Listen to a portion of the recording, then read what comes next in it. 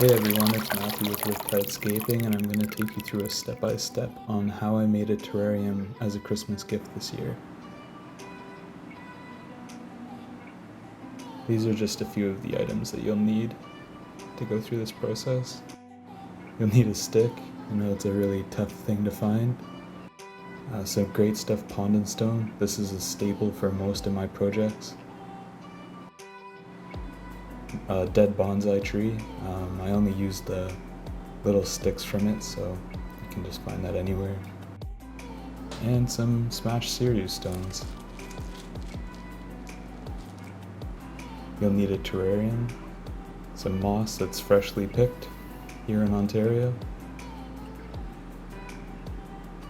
I found this terrarium at a local plant nursery.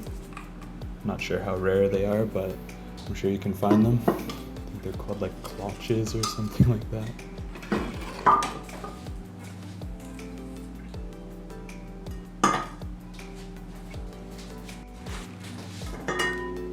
Make sure there's no debris on the bottom of the bowl, just so the adhesive sticks properly. So I'm going to start off making kind of like a little puddle. I know it sounds kind of sad, but this can is almost empty, which is perfect for this project so it doesn't all come out at once. Just pat it down so you have a little bit of a surface. Next, just kind of place the stick in the middle. This will be the base for the mountain. It took me a little while to realize I could just anchor it down with 2 sticks and a couple of stones, so, you know, work smart, not hard.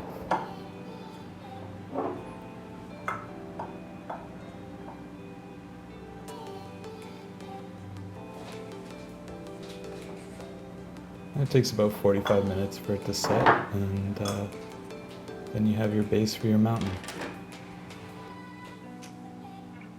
I know it doesn't look like much right now, but you know, a couple steps from now it'll come together. Alright, so adding a bit more foam just to give more of a base to work with. Like I said, this is the end of the can, so it comes out really slowly at this point. But it allows you to be slightly more accurate with it.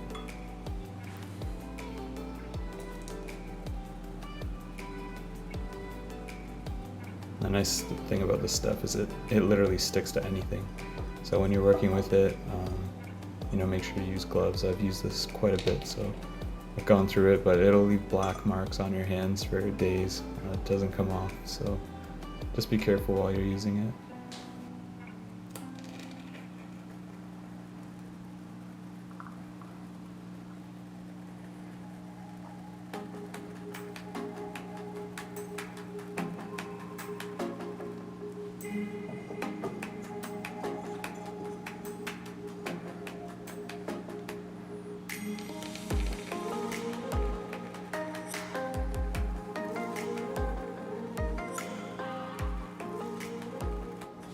And there you go.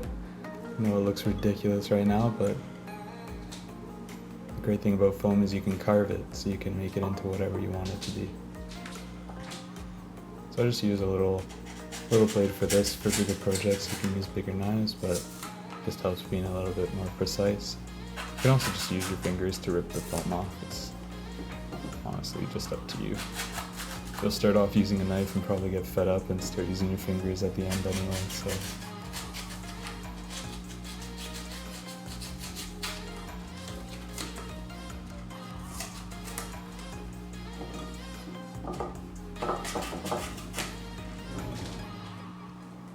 And just taking it out of the terrarium for now.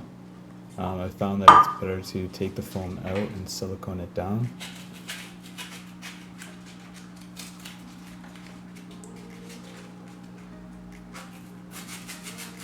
It also makes it a bit easier to carve off the places you couldn't get to while it was in the terrarium.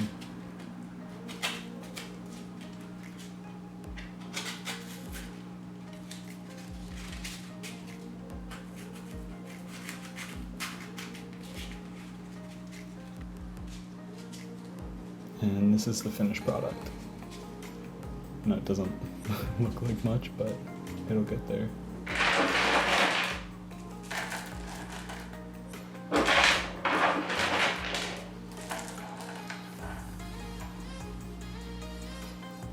This is the fun part, trying to get your super glue out of the bottle.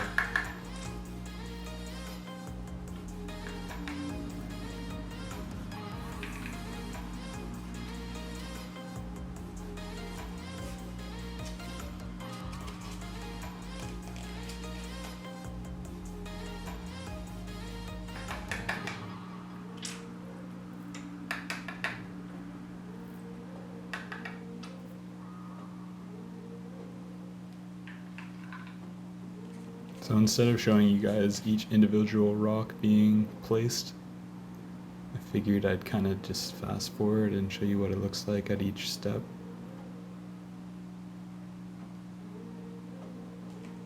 And so I'm just going to fast forward a little bit through this part, otherwise you'll be sitting there for a long time watching me just pressing rocks to foam. So each update will be about 10 rocks and you'll be able to see the project start coming together. It's good to have an idea of what you want the final project to look like.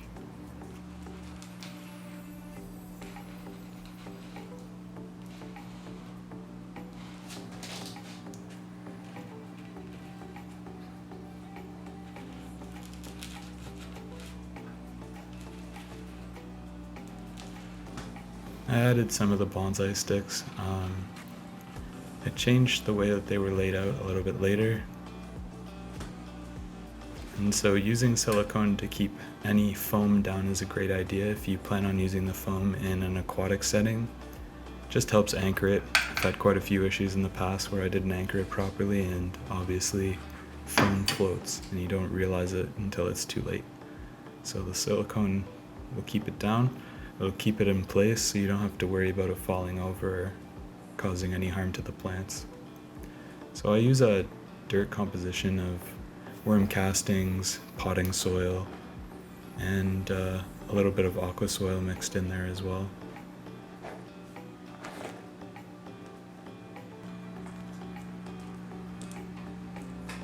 Generally, when you're putting soil down for any aquascape, you want to put more heavy in the back and slope it.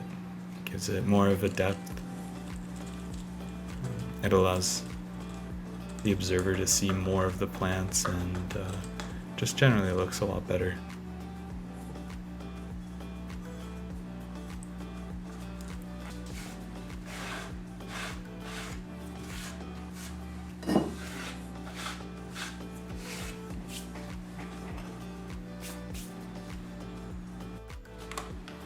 Alright, so the plants I'll be using for this project are from Aquascape Room Canada.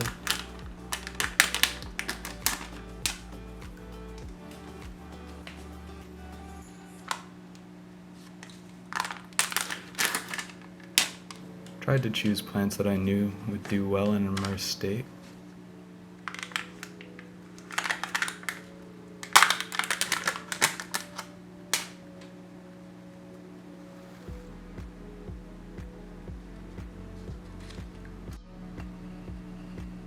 So here's a layout of the plants that I'll be using. You can see there's some dwarf baby tears there.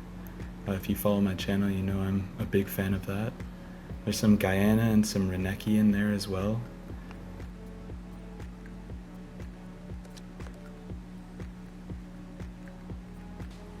As always, don't forget to spray the soil to keep it damp while you're planting. This makes the whole process go a lot smoother.